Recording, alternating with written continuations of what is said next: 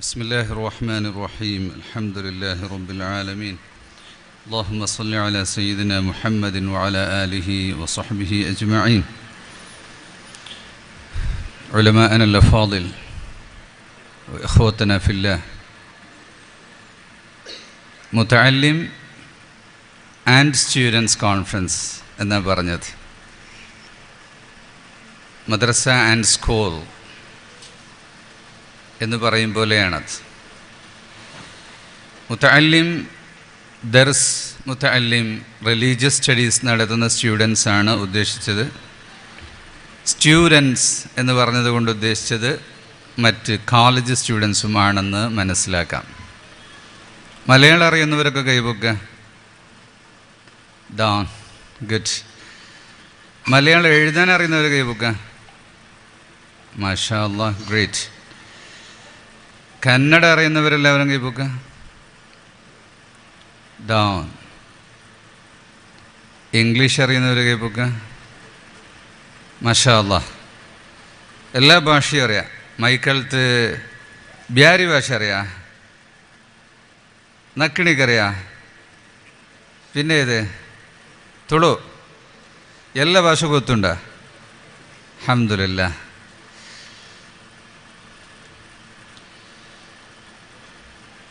ഞാൻ വളരെ ചുരുങ്ങിയ സമയം മാത്രം ഒന്ന് രണ്ട് പ്രധാനപ്പെട്ട കാര്യങ്ങൾ നിങ്ങളുടെ ശ്രദ്ധയിൽപ്പെടുത്താൻ ആഗ്രഹിക്കുകയാണ്. റീസെൻ്റ്ലി ഇപ്പോൾ ചർച്ച ചെയ്തുകൊണ്ടിരിക്കുന്ന വിദ്യാഭ്യാസവുമായി ബന്ധപ്പെട്ട് നാം എന്തു പഠിക്കണം, എങ്ങനെ പഠിക്കണം എന്നുള്ളതാണ്. അതിലേക്ക് ഒരുപാട് വിഷയങ്ങൾ പറഞ്ഞു, എണ്ണിപ്പറഞ്ഞു, പോയിൻ്റുകൾ പറഞ്ഞു, എഴുതിയെടുത്തു. ഈയിടെ ലോകത്ത് ഏറ്റവും ആദ്യത്തെ യൂണിവേഴ്സിറ്റി ഏതാണെന്നറിയാവോ? മൊറോക്കോയിലെ അൽ ഖറവിയ്യീൻ യൂണിവേഴ്സിറ്റി. ലോകത്തെ ആദ്യത്തെ ഇസ്ലാമിക യൂണിവേഴ്സിറ്റി അല്ല, എല്ലാ തരത്തിലുമുള്ള ആദ്യത്തെ യൂണിവേഴ്സിറ്റിയാണ് അൽ ഖറവിയ്യീൻ യൂണിവേഴ്സിറ്റി. ഫാത്തിമ ഫിഹ്രിയ, അള്ളാഹു അവരുടെ ദർജ ഏറ്റിക്കൊടുക്കട്ടെ, ദോഷങ്ങൾ പുറത്തു കൊടുക്കട്ടെ. ഒരു സഹോദരിക്ക് വാപ്പ മരിച്ചപ്പോൾ കിട്ടിയ അനന്തര സ്വത്ത് ഉപയോഗിച്ച് വലിയൊരു മസ്ജിദ് ഉണ്ടാക്കി. അതാണ് ജാമിഅ അൽ ഖറവിയ്യീൻ എന്ന് പറയുന്നത്. ജാമിഉൽ ഖറവിയ്യീൻ എന്നാണ്. മസ്ജിദുകൾക്ക് ജാമിഅ എന്നാണ് പറയുക, വലിയ മസ്ജിദുകൾക്ക്. ജാമിഅ എന്ന് പറഞ്ഞാൽ ഇൻക്ലൂസീവ്നെസ്, എല്ലാറ്റിനെയും ഉൾക്കൊള്ളാൻ സാധിക്കുന്ന, ധാരാളം ആളുകൾക്ക് ഉൾക്കൊള്ളാൻ കഴിയുന്ന, ഒരുപാട് വിഷയങ്ങൾ ഉൾക്കൊള്ളാൻ കഴിയുന്നതാണ് ജാമി. അവിടുത്തെ ലൈബ്രറിയിൽ അൽ ഖിസാനത്തുൽ ഖറവിയ്യീൻ ലൈബ്രറിയിൽ വിവിധ വിഷയങ്ങളിലുള്ള കിതാബുകൾ, മാനുസ്ക്രിപ്റ്റിൻ്റെ കൂട്ടത്തിൽ ഒരു കിതാബ് ഇബ്നു ഖൽദൂൻ അവരുടെ കയ്യൊപ്പിട്ട, സ്വന്തം അവർ കയ്യൊപ്പിട്ടുകൊണ്ട് ലൈബ്രറിയിലേക്ക് സംഭാവന ചെയ്ത കിതാബ് നേരിട്ട് എനിക്ക് കാണാൻ കഴിഞ്ഞു. ഇബ്നു ഖൽദൂൻ ആരാണെന്ന് നിങ്ങൾക്കറിയാം, അറിയില്ലേ? കുറേ പേർക്കറിയാം. ഇബ്നു ഖൽദൂൻ വേൾഡ് ഫേമസ് ഫിലോസഫറാണ്. അദ്ദേഹത്തിൻ്റെ വിഖ്യാതമായ ചരിത്ര പുസ്തകത്തിൻ്റെ ആമുഖ പുസ്തകം തന്നെ ഒരു എൻസൈക്ലോപീഡിയയാണ് കണക്കാക്കുന്നത്. മുഖദ്ദിമ കേട്ടിട്ടുണ്ടോ? മുഖദ്ദിമത്ത് ഇബ്നു ഖൽദൂൻ. അറബിയിലുണ്ട്, ഇംഗ്ലീഷിലുണ്ട്, മലയാളത്തിലുണ്ട്. കന്നഡ ഭാഷയിലുണ്ടോ എന്നെനിക്കറിയില്ല. ഉണ്ടോ? കന്നഡ ഭാഷ മുസ്ലിങ്ങളുടെ ഭാഷയല്ലല്ലോ, ഇപ്പോൾ മുസ്ലിം ഭാഷയായി വരികയാണ്. നമ്മുടെ GM സഖാഫിയും കാമിൽ സഖാഫിയും അബൂ സുഫിയാൻ മദനിയും അങ്ങനെ ഇപ്പോൾ നൂറുകണക്കിന് ആലിമീങ്ങൾ പ്രസംഗിക്കാൻ തുടങ്ങിയപ്പോൾ കന്നഡയെ ഇസ്ലാമാക്കിക്കൊണ്ടിരിക്കുക. പണ്ട് ഇസ്ലാമിക ഭാഷയല്ല കന്നഡ. ഇന്ത്യയിലെ മുസ്ലിം ഭാഷ എന്ന് പറയുന്നത് ഗുജറാത്തി, ഉറുദു, പഞ്ചാബി, മലയാളം, തമിഴ്, ബംഗ്ല, ഈ ഭാഷകളാണ്. ഈ ഭാഷകളിലെല്ലാം ഇസ്ലാമിക സാഹിത്യം വേണ്ടുവോളം ഉണ്ട്. ഇംഗ്ലീഷിൽ ഇസ്ലാമിക സാഹിത്യം ഉണ്ടായിരുന്നില്ല, ഇപ്പോൾ ഉണ്ടായി വരുന്നു. അതുപോലെ കന്നഡ ഭാഷയിൽ ഇസ്ലാമിക സാഹിത്യങ്ങൾ ഉണ്ടായി വരുന്നതേ ഉള്ളൂ. ഈ മുഖദ്ദിമയുടെ രചയിതാവ് ഇബ്നു ഖൽദൂൻ വലിയ ഭൂമിശാസ്ത്രജ്ഞൻ, ജിയോഗ്രഫിസ്റ്റ്, ആദ്യമായി ഗ്ലോബ് ഉണ്ടാക്കിയ സയൻറ്റിസ്റ്റ് അറിയാമല്ലോ പേര്, ഇബ്നു റുഷ്ദ്. അദ്ദേഹത്തിന് സമ്മാനം കിട്ടിയ വെള്ളിയും സ്വർണമൊക്കെ ഉരുക്കിയിട്ടൊരു ഗ്ലോബ് ഉണ്ടാക്കി, ലോകത്ത് ആദ്യമായി ഉണ്ടാക്കിയത് അദ്ദേഹമാണ്.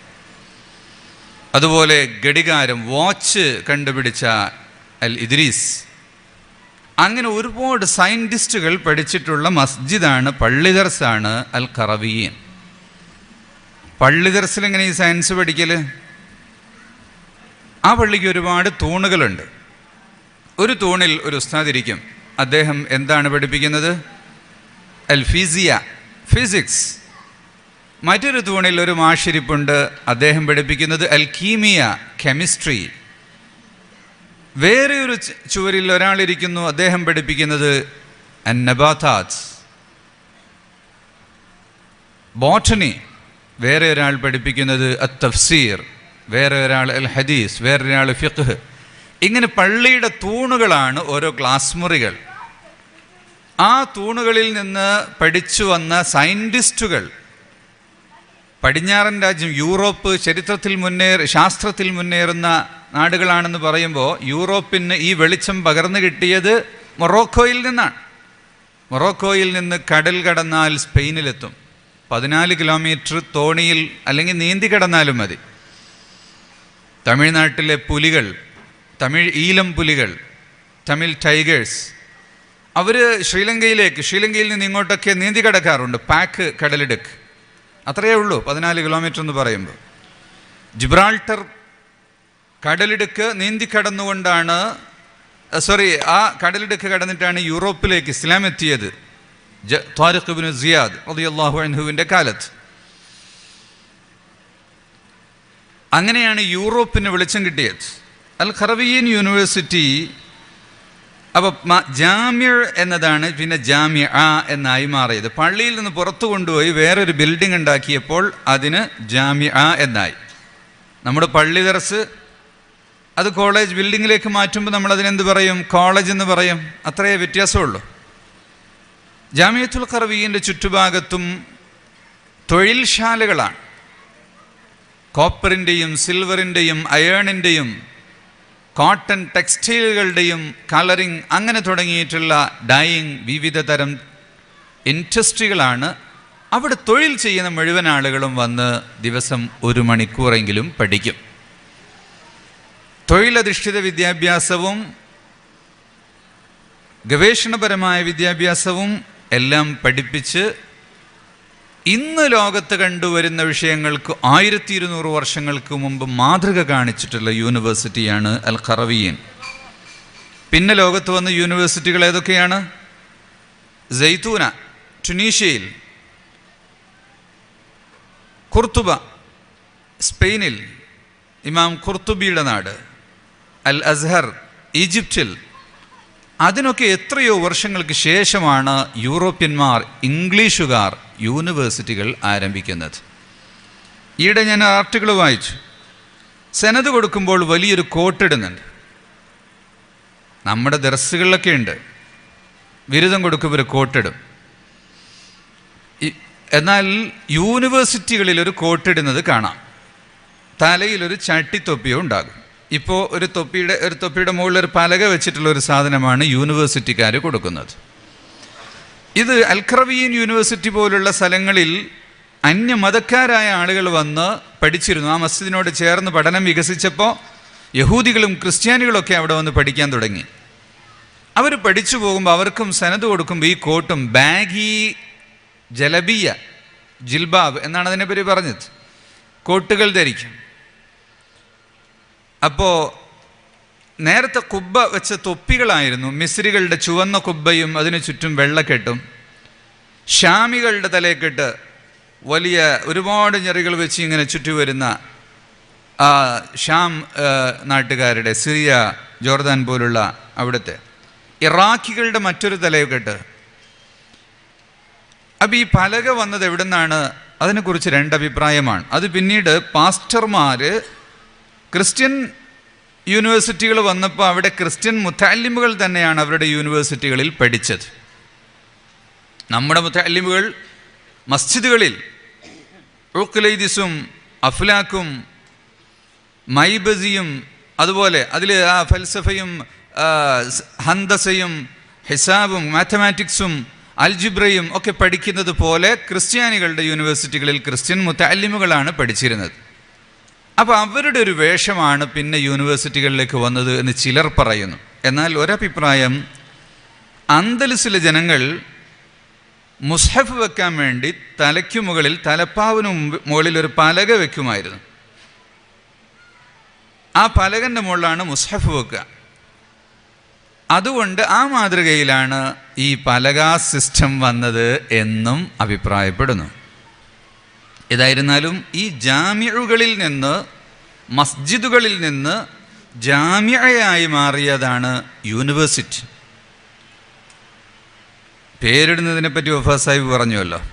അപ്പോൾ ഒരു ജാമിഅ എന്ന് പറയുന്നത് ചുരുങ്ങിയത് 3 കുല്ലിയെങ്കിലും ഉണ്ടാകുമ്പോഴാണ് ഒരു ജാമിഅ ആയി മാറുന്നത്. 3 കോളേജ് ഉണ്ടെങ്കിലേ ഒരു സ്ഥാപനത്തെപ്പറ്റി ജാമിഅ എന്ന് പറയൂ. കർണാടകയിലേക്കൊക്കെ പോയാൽ നിങ്ങൾ ചെറിയ മദ്രസക്കും ജാമിഅ എന്നാണ് അവർ പേര് വെച്ചിട്ടുണ്ടാവുക. അവിടെയൊക്കെ പഠിപ്പിച്ചിരുന്ന എല്ലാതരം ശാസ്ത്രങ്ങളും ഭാഷകളും, അക്കാലത്ത് ഹിബ്രു ഭാഷയാണ് പഠിപ്പിച്ചിരുന്നത്, അതുപോലെ സുറിയാനി ഭാഷയാണ് പഠിപ്പിച്ചിരുന്നത്. പിന്നീട് പേർഷ്യക്കാർ ലോകത്ത് മുഴുവനും ഭരിച്ചുകൊണ്ടിരിക്കുമ്പോൾ ഭാഷ പേർഷ്യനായി. ഇന്ത്യയിലേക്ക് വന്ന വൈജ്ഞാനിക വിപ്ലവത്തിൽ സെൻട്രൽ ഏഷ്യ വഴി ഇറാനിൽ നിന്നും അഫ്ഗാനിസ്ഥാനിൽ നിന്നും അങ്ങനെ ഡൽഹിയിലേക്ക്, ഡൽഹിയിൽ നിന്ന് തെക്കോട്ട് വന്ന ആ ഒരു വിജ്ഞാന രീതിയിലൂടെ നമ്മുടെ കിതാബുകളിൽ തന്നെ ഫാരിസി പദങ്ങൾ കാണാം, ഇല്ലേ?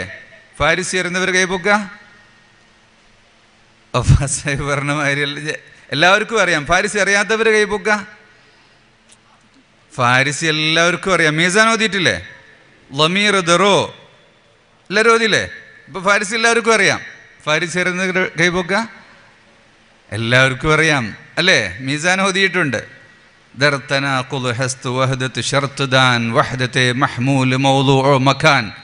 എന്നൊക്കെ മന്ദിക്കോതുമ്പം കുട്ടികൾ പഠിക്കുന്നുണ്ട്.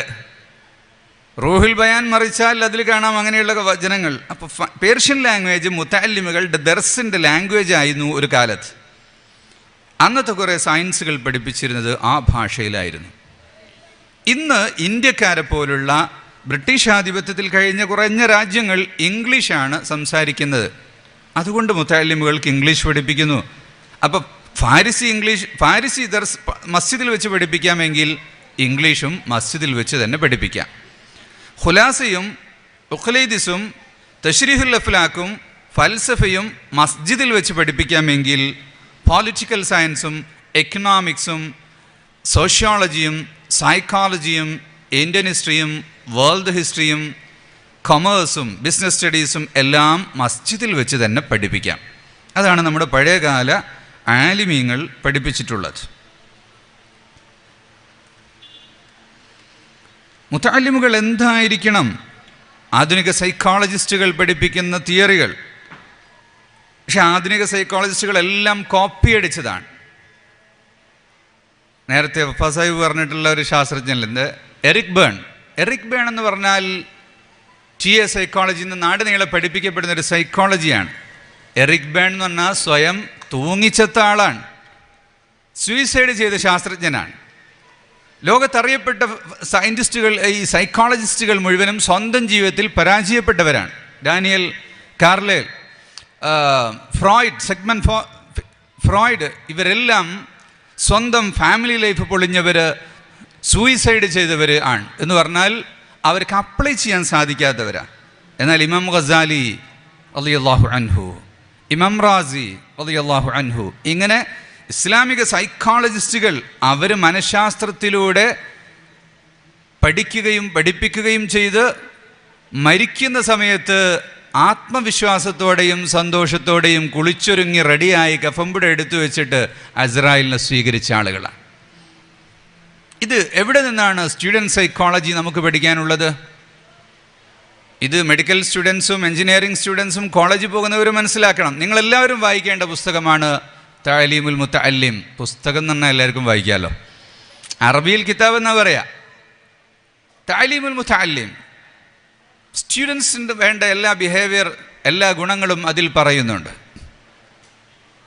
ആദാബുൽ മുതഅല്ലിം ഇമാം നവവി റളിയല്ലാഹു അൻഹുവിൻ്റെ കിതാബ് ശർഹുൽ മുഹദ്ദിബിൻ്റെയും മറ്റും ആമുഖത്തിൽ കൊടുത്തിട്ടുണ്ട്. മാത്രമല്ല അത്തിബിയാൻ ഫി ആദാബി ഹമലത്തിൽ ഖുർആൻ, അത്തിബിയാൻ ഫി ആദാബി ഹമലത്തിൽ ഖുർആൻ എന്ന് പറഞ്ഞ പുസ്തകം, കിതാബ്, അത് വായിച്ചാൽ ഒരു സ്റ്റുഡൻറ്റിനുണ്ടാകേണ്ട ജീവിത വിജയത്തിൻ്റെ എല്ലാ മാർഗവും അതിൽ പറയുന്നുണ്ട്.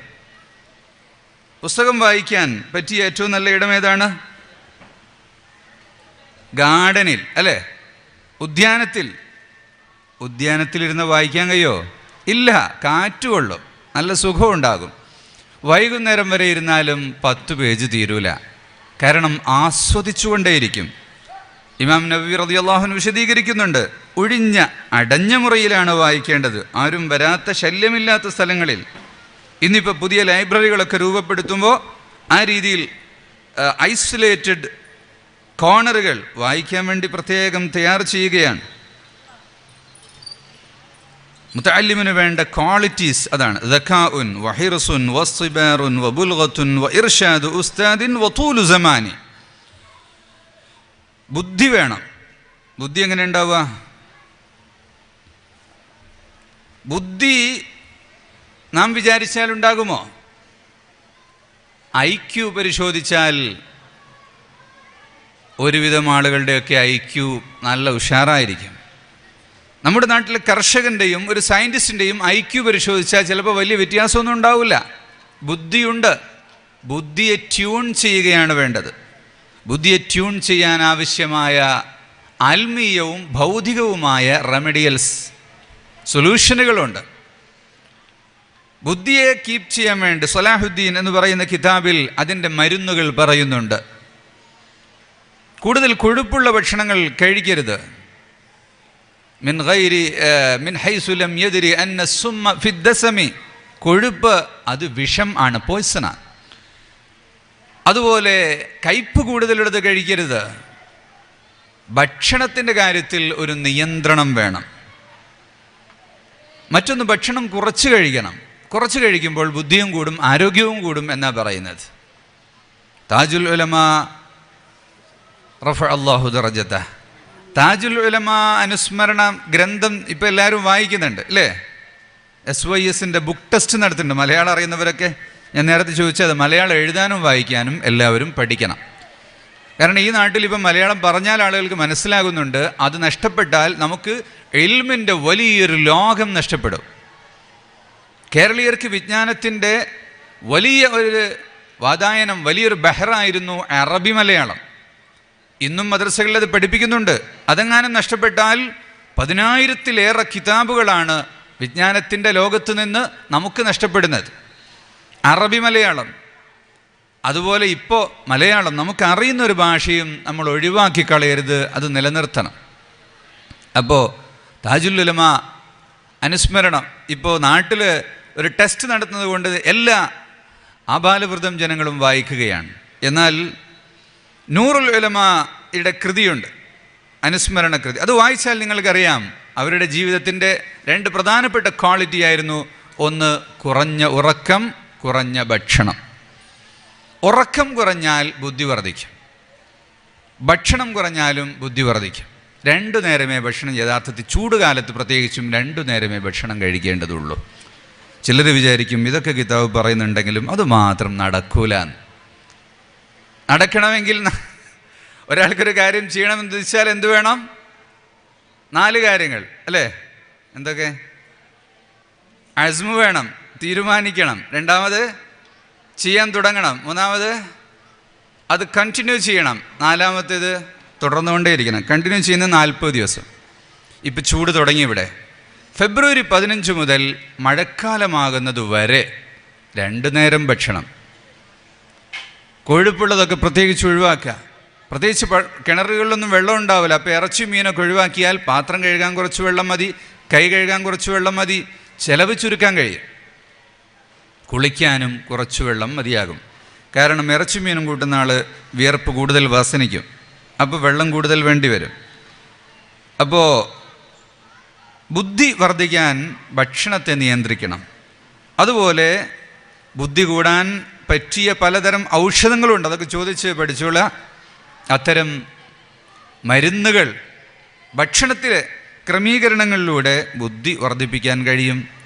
പിന്നെ ബുദ്ധിയെ ട്യൂൺ ചെയ്യുന്ന കാര്യങ്ങളുണ്ട്. വിഷ്വലൈസേഷൻ എന്ന് പറഞ്ഞാൽ ഓർത്ത് നോക്കുക. എന്താണ് ഇൽമ്? അസ്സൂറത്തുൽ ഹാസുലത്തു ഫി ദിഹ്നി, മനസ്സിൽ രൂപപ്പെടുന്ന പിക്ചറാണ് ഇൽമെന്ന് പറയുന്നത്. പിക്ചർ, ചിത്രമാണ്. ഇപ്പം സ്മാർട്ട് ഫോൺ ഉള്ളത് കൊണ്ട് നമുക്കറിയാം, അതിൽ മെമ്മറി ഉണ്ട്, വോയിസ് മെമ്മറി ഉണ്ട്, വീഡിയോ മെമ്മറി ഉണ്ട്, ഗാലറി ഉണ്ട്. ഇതുപോലെ നമ്മുടെ തലച്ചോറിലും ഇതെല്ലാ സാധനവും ഉണ്ട്. ശബ്ദം സൂക്ഷിക്കുന്ന ഭാഗമുണ്ട്, പിക്ചറുകൾ സൂക്ഷിക്കുന്ന ഭാഗമുണ്ട്, ഖുവ്വത്ത് ഹാഫിളയുണ്ട്, ഖുവ്വത്ത് മുതസർരിഫയുണ്ട്, ഖുവ്വത്ത്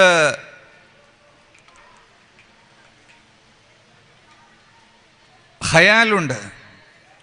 പലതരത്തിലുള്ള ഭാഗങ്ങൾ തലയിലുണ്ട്. തലച്ചോറിൽ തെറ്റായ ചിന്തകൾ ചിന്തിപ്പിക്കുന്ന ഒരു ഭാഗമാണ് ഏത്? മൂർധാവ്.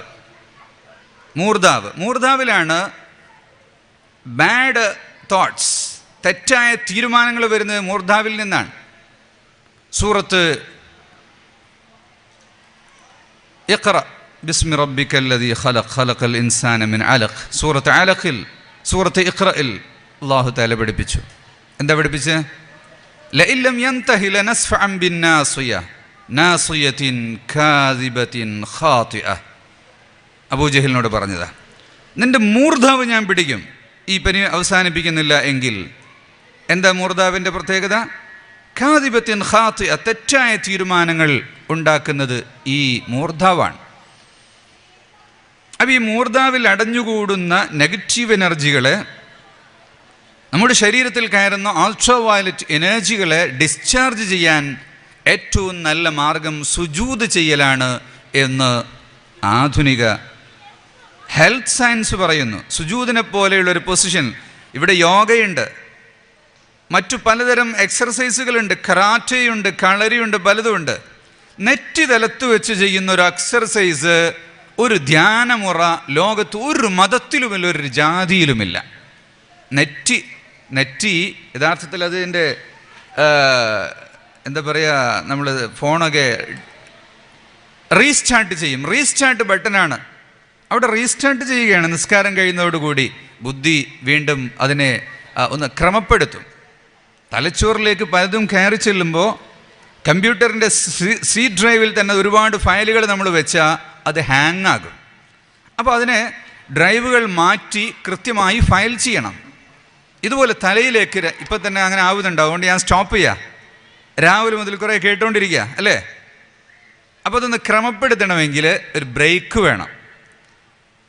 All stand up, sit down. ഒരു ബ്രീത്ത് എടുക്കാം. ഹൂ അല്ലാഹ് എന്നിങ്ങനെ വിചാരിച്ചുകൊണ്ട് ബ്രീത്ത്, ഡീപ്പ് ബ്രീത്ത്. നീട്ടി ശ്വാസം വലിക്കുക.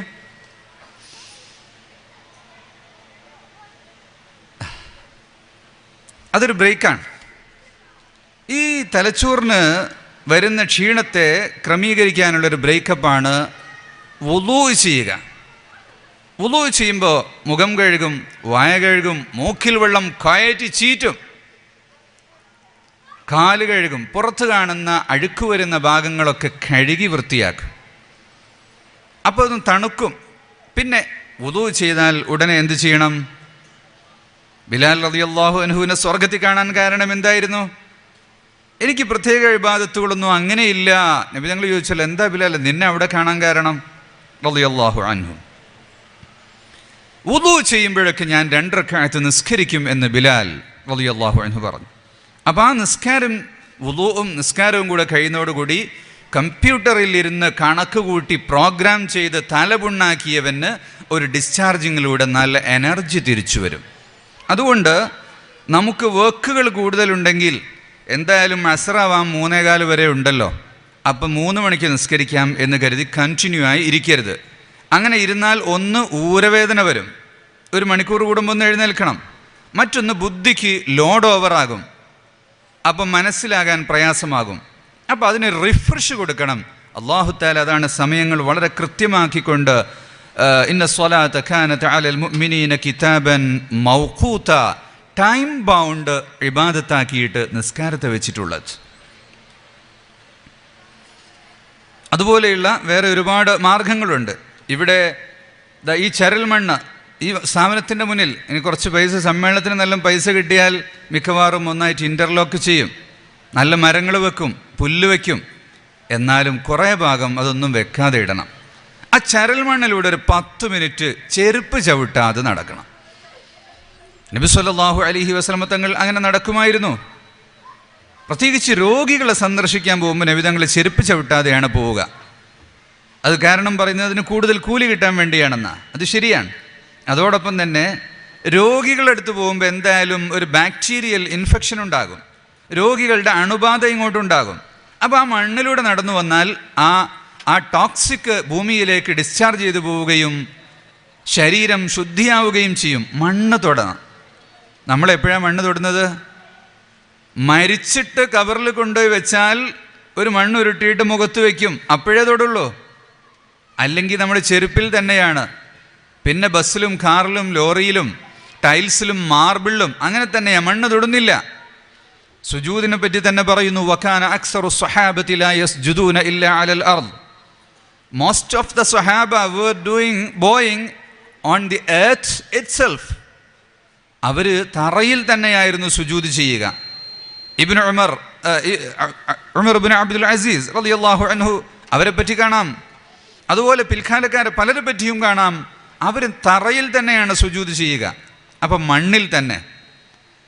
ഇമാം ബുഖാരി ഉദ്ധരിച്ച ഹദീസ് കാണാം, ഹെഡിങ് കൊടുത്തിരിക്കുന്ന അതാ, സുജൂദ് ചെയ്യുന്നത്, മണ്ണിൽ സുജൂദ് ചെയ്യുന്നതിനെ പറ്റി. നബി സല്ലല്ലാഹു അലൈഹി വസല്ലം തങ്ങൾ മണ്ണിൽ സുജൂദ് ചെയ്തു. എഴുന്നേറ്റപ്പോൾ നെറ്റിയിലും മൂക്കിൻ്റെ തലയിലും ചളിയുണ്ടായിരുന്നു എന്ന്. അത് പായയില്ലാത്തത് കൊണ്ടാണെന്നാണ് നമ്മൾ മനസ്സിലാക്കുക. അത് നമ്മെ പഠിപ്പിക്കാൻ വേണ്ടിയാ. അല്ലെങ്കിൽ ഭൂമിയുടെ ഉൽപ്പന്നങ്ങൾ, മാർബിള്, ഗ്രാനൈറ്റ്, മണ്ണിൻ്റെ ഇഷ്ടിക പോലുള്ളതിൽ, അതും അല്ലെങ്കിൽ പിന്നെ അടുത്ത ഭൂമിയുടെ പ്രൊഡക്റ്റുകൾ, പുൽപ്പായകൾ, കാർപ്പറ്റുകൾ, മുസല്ല. ഈ മുസല്ല എന്ന് പറഞ്ഞാൽ ചൈനയിൽ നിന്ന് ജൂതന്മാർ ഇറക്കുമതി ചെയ്തതാണത്. മുസല്ല എന്നാണ് അതിൻ്റെ പേര്, ജാനമാസ്. അതില്ലെങ്കിൽ നിസ്കാരം ശരിയാവില്ല എന്നാണ് ചില ആളുകളുടെ ധാരണ. ഇപ്പോൾ വീടുകളിലൊക്കെ ചെന്നാൽ നിസ്കരിക്കാൻ പായുണ്ട്, വേറെ എന്തുണ്ടെങ്കിലും ജാനമാസ് കൊണ്ടുവരണം. ഇത് നമ്മുടെ ഹെൽത്തും ബുദ്ധിയും കുറയ്ക്കാൻ വേണ്ടി ജൂതന്മാർ ഉൽപ്പാദിപ്പിച്ച സാധനമാണ്. അപ്പോൾ അവിടെ പരുപരുത്ത സ്ഥലത്തും അതുപോലെ വിരിക്കുകയാണെങ്കിൽ കട്ടി കുറഞ്ഞതായിരിക്കണം. വലിയ ഹെവി, നല്ല കട്ടിയുള്ള ഈ തരം സജ്ജാതകളാണ് ഇപ്പോൾ ഇറങ്ങിയിട്ടുള്ളത്. ഇമാമിനാണെങ്കിൽ 2, 3, 4 ഒക്കെ ഉണ്ടാവും. കിടക്കൻ്റെ മുകളിൽ നിന്ന് ഇമാമ നിസ്കരിക്കുക. ഇമാമും എല്ലാവരും ഒരേ സ്ഥലത്ത് വെച്ച് തന്നെ നിസ്കരിക്കേണ്ടത്. അപ്പോൾ അങ്ങനെ നിസ്കരിക്കുമ്പോൾ കൈയിൻ്റെ അടിവശം ശരിക്കും നിലത്തമർന്ന് കാലിൻ്റെ വിരലുകൾ ഖിബിലക്ക് മുന്നിട്ടാണ് നിൽക്കേണ്ടത്. അപ്പം നൃത്തത്തിൽ നിന്ന് അതേ സ്ഥാനത്ത് നിന്ന് മടങ്ങി സുജൂദിലേക്ക് പോയാലും കാലിൻ്റെ വിരൽ മാറാൻ പാടില്ല, സെയിം പൊസിഷനിലായിരിക്കണം. അപ്പോൾ ആ വിരൽ നേരെ ഖിബിലക്ക് നേരെ നിൽക്കും. സുജൂദിൽ നിന്ന് എഴുന്നേറ്റു വന്നാൽ, എഴുത്തുദാലിലേക്ക് വന്നാൽ നബി സല്ലല്ലാഹു അലൈഹി വസല്ലം തങ്ങൾ പഠിപ്പിച്ചത് ഹത്താ യസ്തവിയ ഖഫാഹ്, ആ നട്ടെല്ല് നേരെ നിൽക്കണം. അപ്പോൾ അവിടെ നേരെ നിൽക്കണം, വളഞ്ഞു നിൽക്കാൻ പാടില്ല. ഈ പൊസിഷനുകളെല്ലാം നമ്മുടെ ബുദ്ധിയെ വളരെ കൂടുതൽ സ്വാധീനിക്കുന്ന ഘടകങ്ങളാണ്, ബുദ്ധിശക്തി വർദ്ധിപ്പിക്കുന്നത്. പക്ഷേ ഇത് നേരത്തെ പറഞ്ഞ പോലെ നോയിങ് ഈസ് നോട്ട് ഡൂയിങ്. ആർക്കാണ് അറിയാത്തത്? കൈഫിയത്തു സ്വലാത്ത് അറിയാത്തവരാരെങ്കിലും ഉണ്ടോ? 100% കൈഫിയത്തു സ്വലാത്ത് അനുസരിച്ച് നിസ്കരിക്കുന്നവരാരാണ് എന്ന് ചോദിച്ചാൽ ഒരുപക്ഷെ വളരെ വിരളമായിരിക്കും. അത് നമ്മുടെ ബുദ്ധി വർദ്ധിപ്പിക്കാൻ, അതുപോലെ തേന്, കുന്തിരുക്കം, പല പല മരുന്നുകളും നബി സല്ലല്ലാഹു അലൈഹി വസല്ലം തങ്ങൾ തുബ്ബുൻ നബവിയിൽ പഠിപ്പിച്ചിട്ടുണ്ട്. തുബ്ബിൻ്റെ കിതാബുകൾ ഇവിടെ ലൈബ്രറിയിലുണ്ട്. മറ്റൊന്ന് ഉത്സാഹം വേണം. പ്രൊഫസർ പറഞ്ഞല്ലോ, അത് I am enjoying by learning. ആസ്വദിച്ചുകൊണ്ട് പഠിക്കണം, കൂടുതൽ സഹിച്ചിരുന്നു കൊണ്ട് പഠിക്കണം, ബുദ്ധികൂർമ്മതയുണ്ടാകണം, ടീച്ചേഴ്സിൻ്റെ അഡ്വൈസ് സ്വീകരിച്ചുകൊണ്ട് മുന്നേറണം. കുറഞ്ഞ കാലം കൊണ്ട് തീർക്കുന്ന കോഴ്സുകളാകാൻ പാടില്ല, ദീർഘകാലം പഠിക്കണം.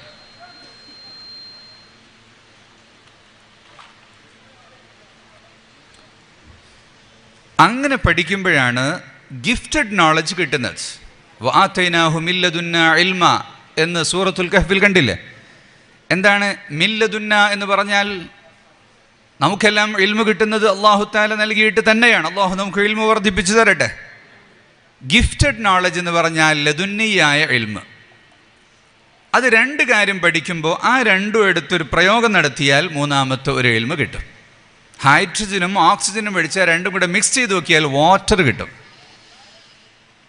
മൻ ആമില ബിമാ അലിം അല്ലമഹുല്ലാഹു മാ ലം യഅലം. പഠിച്ച നോളജ് അനുസരിച്ച് ഒരു ആക്ഷൻ നടത്തിയാൽ അല്ലാഹു തആല അതിൽ നിന്ന് പുതിയ നോളജുകൾ കൊടുക്കും.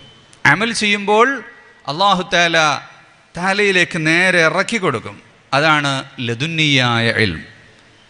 ലദുന്നിയായ ഇൽമുള്ള വലിയ മഹാന്മാരുടെ ചരിത്രം നമ്മൾ വായിച്ചിട്ടുണ്ട്, കേട്ടിട്ടുണ്ട്, ചിലപ്പോൾ കണ്ടിട്ടുണ്ടാകും. നമുക്കും ലദുന്നിയായ ഇൽമ ചെറിയ തോതിൽ കിട്ടിക്കൊണ്ടിരിക്കുന്നുണ്ട്. പക്ഷെ അത് ഏതാണ്? നമ്മളിങ്ങനെ പഠിച്ചാൽ 1-ാം ക്ലാസ്സിൽ പഠിച്ച് 2-ാം ക്ലാസ്സിലേക്ക് എത്തുമ്പോൾ 2-ാം ക്ലാസ്സിൽ നിന്ന് ആ പുസ്തകത്തിൻ്റെ അതേ ലഫ്ദുകൾ വായിക്കുമ്പോൾ നേരത്തെ കാണാത്ത ചില മീനിങ്ങുകൾ നമ്മുടെ മനസ്സിലേക്ക് വരും. ഇൽഹാമായിട്ട് കിട്ടുന്നതാണ്. അത് നമ്മുടെ ഹാർഡ് വർക്കിൻ്റെ തോതനുസരിച്ച് കൂടുതലായി ലഭിച്ചുകൊണ്ടിരിക്കും. സ്റ്റുഡൻസ്, യൂണിവേഴ്സിറ്റി സ്റ്റുഡൻസും മറ്റുമൊക്കെ പ്രത്യേകം ശ്രദ്ധിക്കേണ്ടത്. ഞാൻ അവസാനിപ്പിക്കുകയാണ് ഈ വാക്കുകൾ കൂടെ പറഞ്ഞിട്ട്. ക്ഷീണമാകുന്നുണ്ടോ? ക്ഷീണമാകുന്നവർ കൈ പൊക്കുക, ക്ഷീണമില്ലാത്തവർ കൈ പൊക്കുക. മാഷാ അല്ലാ, ഗ്രേറ്റ്. എന്നാൽ ഇതും കൂടെ പറഞ്ഞ് അവസാനിപ്പിക്കാം. നമുക്ക് അഭിമാന ബോധം വേണം. എന്താ അഭിമാന ബോധം വേണ്ടത്? നാം മുസ്ലിംകളാണ്. മുസ്ലിം ആകുന്നതിൽ അഭിമാനമുള്ളവർ കൈ പൊക്കുക. മുസ്ലിം ആയതിൽ നമുക്ക് അഭിമാനമുണ്ട്. സുന്നിയായതിൽ അഭിമാനമുണ്ട്. അപ്പ് ഉണ്ടോ ഇല്ലേ? ഉണ്ട്. ഇനി സ്റ്റുഡൻ്റ് ആയതിൽ അഭിമാനമുണ്ട്. വിദ്യാർത്ഥിയായതിൽ, പഠിക്കാൻ കഴിയുന്നതിൽ അഭിമാനമുള്ളവർ കൈപൊക്ക. അല്ലെ, തൊഴിലിന് പോയിട്ടില്ല, ഇപ്പോഴും പഠിച്ചുകൊണ്ടിരിക്കുകയാണ് ഡോ. അപ്പോൾ ചെയ്യുന്ന വിഷയത്തിൽ അഭിമാനം ഉണ്ടാകണം. മുഹമ്മദുർ റസൂലുള്ളാഹി സ്വല്ലല്ലാഹു അലൈഹി വസല്ലം തങ്ങളുടെ ഉമ്മത്തായതിൽ അഭിമാനമുണ്ട്. അപ്പോൾ അതുകൊണ്ട് എന്തുവരും? മുത്തുനബിയുടെ സുന്നത്തുകൾ ജീവിതത്തിൽ പകർത്തുന്നതിൽ അഭിമാനം ഉണ്ടാകണം. അഭിമാനമുള്ളവർ കൈപൊക്ക. ഡൗൺ. തൊപ്പിയൊക്കെ ഒന്ന് എടുത്ത് പൊക്കാൻ പറ്റും എല്ലാവരും? തൊപ്പി എടുത്ത് പൊക്ക് എല്ലാവരും കാണട്ടെ. മതി. മുത്തുനബിയുടെ സുന്നത്ത് പിൻപറ്റുന്നതിൽ എന്തുണ്ട്? അഭിമാനമുണ്ട് അല്ലേ? ഉണ്ടാകണം. അത് നമുക്ക് സിനി സ്റ്റാറുകളുടെ, സ്പോർട്സ് സ്റ്റാറുകളുടെ, അല്ലെങ്കിൽ മറ്റേതെങ്കിലും ഫാൻസ് അസോസിയേഷൻ, അങ്ങനെ ആരുടെ ഫാനാണ് നാം? ഫാനു റസൂലില്ലാഹ്. ലഖദ് കാന ലക്കും ഫീ റസൂലില്ലാഹി ഉസ്വത്തുൻ ഹസന. The best role model for you is messenger സല്ലല്ലാഹു അലൈഹി വസല്ലം. അപ്പോൾ അഭിമാനം കൊള്ളണം അതിൽ. അപ്പോൾ ഒരിക്കലും നമ്മുടെ പാൻസ് ലോ വേസ്റ്റ് ആകാൻ പാടില്ല. ഞാനിപ്പോൾ എഴുന്നേറ്റ് നിൽക്കാൻ പറയുന്നില്ല, അത് നിങ്ങൾ ഈ വീട്ടിൽ ചെന്നിട്ട് നോക്കിയാൽ മതി. പൊക്കിളിൻ്റെ താഴെ പാൻസ് ഉടുക്കുന്ന, തുണിയെടുക്കുന്ന ഒരാളും SSFകാരനായി ഉണ്ടാകാൻ പാടില്ല. ഇന്ന് സുബഹിക്ക് ഒരു ജില്ലാ സെക്രട്ടറിൻ്റെ പാൻസ് അയപ്പിച്ച് തുണി എടുക്കാൻ പറഞ്ഞു. നിസ്കാരം ശരിയാവണ്ടേ? പൊക്കിളിന് താഴെ പാൻസ് ഉടുത്ത് ഒരു ടൈറ്റ് 2 കുടുക്കിട്ടാൽ അതിൻ്റെ ഇടയിലൂടെ ഇറച്ചി പുറത്ത് ചാടുന്നൊരു കുപ്പായം ഇട്ടാൽ നിസ്കാരം ശരിയാവുമോ? ശരിയാകില്ല. ഔറത്ത് മറക്കാതെ. ചിലർ മനസ്സിലാക്കിയിരിക്കുന്നത് അത് അങ്ങനെ അടിയിൽ കൊണ്ടുപോയി ഒരു പാൻസ് ഇട്ട് പിന്നെ ഒരു കുപ്പായം ഇട്ടാൽ ഔറത്ത് മറയുന്ന. ഔറത്ത് മറയണമെങ്കിൽ ചുറ്റുഭാഗത്തു നിന്ന് മറയണം, മേൽഭാഗത്ത് മറയണം, കുടുങ്ങിയിരിക്കണം. ബനിയനിട്ടാൽ മറയുന്ന ചിലരുടെ ധാരണ. റുക്കുവിലേക്ക് പോയാൽ ബനിയൻ്റെ ഉള്ളിൽ കൂടെ അങ്ങോട്ട് ഒരു പ്രവേശമുണ്ടാകും. അതിങ്ങനെ നോക്കിയാൽ കാണണമെന്നില്ല. അതിൻ്റെ കഴുത്ത് അല്ലെങ്കിൽ എവിടെയെങ്കിലും ചെസ്റ്റിൻ്റെ ഏതെങ്കിലും ഒരു ഭാഗത്ത് ടൈറ്റായി നിൽക്കാത്ത കാലത്തോളം ഔറത്ത് മറയില്ല. അപ്പോൾ നേതാക്കന്മാരായവർ, SSFൻ്റെ ലീഡർമാരായിട്ട് കൂർത്ത തലയുള്ളവർ, പാൻസ് താഴ്ത്തിയെടുത്തവർ ഉണ്ടാകാൻ പാടില്ല. എന്തുകൊണ്ട്? ഉമ്മത്തു റസൂലില്ല, അതിൽ അഭിമാനം വേണം. മുഹമ്മദുർ റസൂലുള്ളാഹി സ്വല്ലല്ലാഹു അലൈഹി വസല്ലം തങ്ങളുടെ സുന്നത്തനുസരിച്ച് ജീവിക്കുന്നവരാണ് എന്ന്. പാൻസ് കൊടുക്കാം, കഴിയുന്നതും ഇൻ ചെയ്യാതിരിക്കല നല്ലത്. ഇൻ ചെയ്യരുത്. കാരണം ഇന്നത്തെ ടൈലേഴ്സിന് പഴയ കാലത്തെ പോലെ പാൻസ് അടിക്കാൻ അറിയില്ല. ബാഗി പാൻസ് ആണെങ്കിൽ കുഴപ്പമില്ല, ഇന്ന് അത് അടിക്കാൻ അറിയില്ല. മുടിവെട്ടാൻ അറിയാത്ത ബംഗാളികളെപ്പോലെ പാൻസ് അടിക്കാൻ അറിയാത്ത ബീഹാരികളാണ് നമ്മുടെ ടൈലർമാർ. ഒന്നുകിൽ അവരുടെ തകരാറ്, അല്ലെങ്കിൽ നമ്മുടെ തകരാറില്ല. നമ്മളാരെങ്കിലും മോശമുണ്ടോ? മോശമുള്ളവരാരാ? ആരുമില്ല. എല്ലാവരും ഉഷാറാണ്. ഉഷാറുള്ളവരൊക്കെ കൈപോക്കുക. എല്ലാവരും ഉഷാറാണ്. അഭിമാനമില്ലേ? അഭിമാനബോധമുള്ളവർ കൈപ്പൊക്കൂ. എല്ലാവർക്കും ഉണ്ട് അഭിമാനബോധം. ആരാണ് അഭിമാനബോധമില്ലാത്തവർ? ഒരു കുട്ടിയുമില്ല. അപ്പം സുന്നത്തിൽ അഭിമാനമുണ്ടാകണം.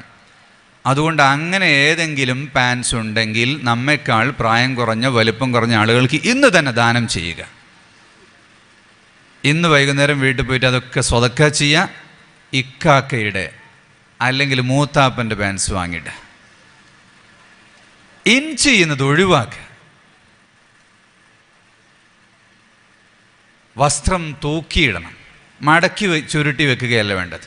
അപ്പോൾ പാൻസ് എടുത്താൽ അതിൻ്റെ മുകളിൽ ഒരു കുപ്പായം തൂക്കിയിടണം. അതിന് കുറച്ച് ഇറക്കവും ഉണ്ടാകണം.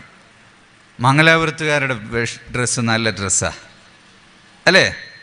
മംഗലാപുരം ഷേർവാനിയുണ്ട്, 4 ഭാഗത്തും കീറി, എന്നാലും കുറച്ച് ഒരു ഹാഫ് തൈ വരെയെങ്കിലും ഇറക്കമുള്ള കുറേ പേരെ കാണാം. എനിക്ക് വലിയ സന്തോഷമാണ് അത് കാണുമ്പോൾ. അപ്പോൾ അങ്ങനെ നല്ല ഇറക്കമുള്ള കുപ്പായം ഇടണം. സുജൂദിലേക്ക് പോകുമ്പോൾ പിന്നിലുള്ള ആളുകൾക്ക് എന്തെങ്കിലും പ്രയാസം അനുഭവപ്പെടുന്ന അല്ലെങ്കിൽ മോഹാലസ്യം അനുഭവപ്പെടുന്ന രൂപത്തിലുള്ള വസ്ത്രം നമ്മൾ ധരിക്കരുത്. അത് തുണിയെടുക്കുന്നവരും വളരെ കൂടുതൽ ശ്രദ്ധിക്കണം. എപ്പോഴും ഇങ്ങനെ ഫോട്ടോ എടുത്ത് നടക്കുന്ന ആൾക്കാരുണ്ടല്ലോ. അപ്പോൾ ആരെങ്കിലും ഒന്ന് എല്ലാവരും സുജൂദ് പോകുമ്പോൾ ഒരു ഫോട്ടോ ബാക്കിൽ നിന്നൊന്ന് എടുത്താൽ മതി, എന്നിട്ടൊന്ന് നോക്കുക, പിന്നെ അവിടെ തന്നെ ഡിലീറ്റ് ചെയ്ത് ഒഴിവാക്കിക്കളയും. അപ്പം മനസ്സിലാകും ഇതിൻ്റെ ഒരു വലിയൊരു വഷളത്തരം. അപ്പോൾ ഇറക്കമുള്ള കുപ്പായം വേണം. നമ്മുടെ മാതാപിതാക്കൾക്ക് അല്ലാഹു പുറത്തു കൊടുക്കട്ടെ, രോഗം ശിഫ നൽകട്ടെ, ആഫിയത്ത് നൽകട്ടെ. വസല്ലല്ലാഹു അലാ സയ്യിദിന മുഹമ്മദിൻ വആലിഹി വസഹ്ബിഹി അജ്മഈൻ വൽഹംദുലില്ലാഹി റബ്ബിൽ ആലമീൻ.